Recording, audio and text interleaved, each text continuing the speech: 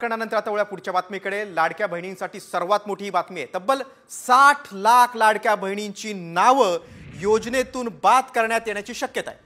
विरोधकांचं आता सत्ताधारी नेत्यांनी देखील केलेल्या दाव्यांमुळे लाडक्या बहिणींकडून आतापर्यंत घेतलेली रक्कम वसूल करण्यात येणार असल्याचं बोललं जातंय। नेमका कोणत्या लाडक्या बहिणींवर संक्रांत येणार आहे, पाहूया या संदर्भातला विशेष रिपोर्ट।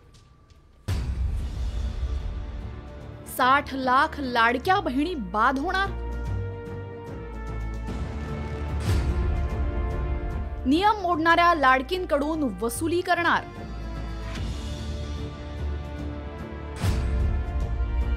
नवीन वर्षात लाडक्या बहिणींवर संक्रांत।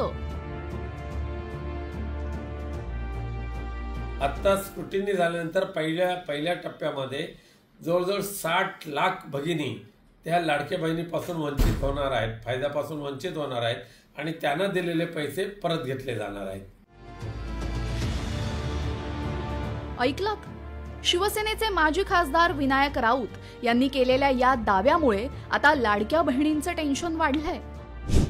कारण आता लाडकी बहीण योजनेच्या निकषांची काटेकोरपणे चौकशी करण्यात येणार आहे। या चौकशीमध्ये ज्या लाडक्या बहिणींनी नियमांना बगल देऊन पैसे लाटलेत त्यांच्याकडनं आतापर्यंत देण्यात आलेल्या सर्व हप्त्यांची वसुलीही करण्यात येणार असल्याची चर्चा रंगू लागली आहे। कारण माजी मंत्री छगन भुजबळांसारख्या ज्येष्ठ नेत्यांनीही चुकीच्या पद्धतीनं लाभ घेणाऱ्या लाडक्या बहिणींवर कारवाई करण्याची मागणी केलेली आहे। जे नियमात बसत नाही त्यांनी स्वतःहून आपली नावं जे आहेत काढा म्हणून सांगायला पाहिजे आणि जे पैसे दिले गेले ते आता परत मागण्यात काहीही अर्थ नाही, ते मागण्यात येऊ नये। याच्या पुढे जे आहे लोकांना सांगावं या नियमात बसत नाही, त्यांनी स्वतःहून आपली नावं काढून घ्यावी, नाहीपेक्षा मग त्यांना मात्र जे आहे दंडासहित वसुली करण्यात येईल। मागचं जे झालं ते आपण आपल्या लाडक्या बहिणींना अर्पण करून टाकलं पाहिजे। भुजबळांच्या या विधानामुळे महायुती सरकारमध्ये खळबळ माजली आहे। कारण लाडकी बहीण योजना बंद होणार की काय याची भीती लाडक्या बहिणींना वाटू लागली आहे। ही योजना बंद होणार नसली तरीही नियमबाह्य लाभ घेणाऱ्यांना योजनेतून वगळलं जाणार असल्याचं बावनकुळेंनी सुद्धा नमूद केलंय।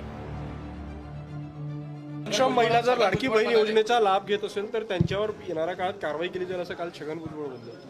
नाही, मला माहित नाही छगन भुजबळ काय बोलले, पण लाडक्या बहिणीची योजना आमचं सरकार पूर्ण सुरू ठेवणार आहे। कोणावरही फार कारवाई होणार नाही। नियमाच्या बाहेर कोणी घेतलं असेल तर त्यांचं ते बंद होऊ शकते। दरम्यान कोण अपात्र ठरणार पाहूयात।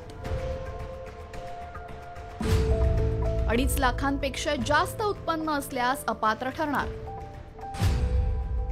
ट्रॅक्टर वगळता दुसरं 4 चाकी वाहन असल्यास ठरणार अपात्र। ज्या महिलांच्या कुटुंबातील सदस्य आयकर भरतात त्यांना लाभ मिळणार नाही।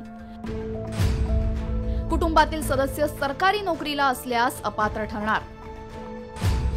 कुटुंबातील सदस्य आमदार किंवा खासदार असल्यास लाभ नाही। कुटुंबाची जमीन 5 एकरपेक्षा जास्त असल्यास अपात्र ठरणार। राज्यभरातून 2,63,00,000 लाडक्या बहिणींनी अर्ज दाखल केले होते। त्यापैकी 2,47,00,000 अर्ज पात्र ठरलेत। मात्र आता नव्याने छाननी सुरू झाल्याने अपात्र ठरणाऱ्या लाडक्या बहिणींची संख्या आणखी वाढण्याची शक्यता आहे। कारण राज्याच्या तिजोरीवरील ताण कमालीचा वाढलेला आहे। निवडणुकीपूर्वी सर्रास अर्ज स्वीकारण्याचा जो धडाका लावला होता त्याच्यावर आता निकषांची कात्री लावण्यात येणार आहे। त्यामुळे निकषांबाहेर लाभ घेतलेल्या किती लाडक्या बहिणी अपात्र ठरणार याकडे लक्ष लागलंय।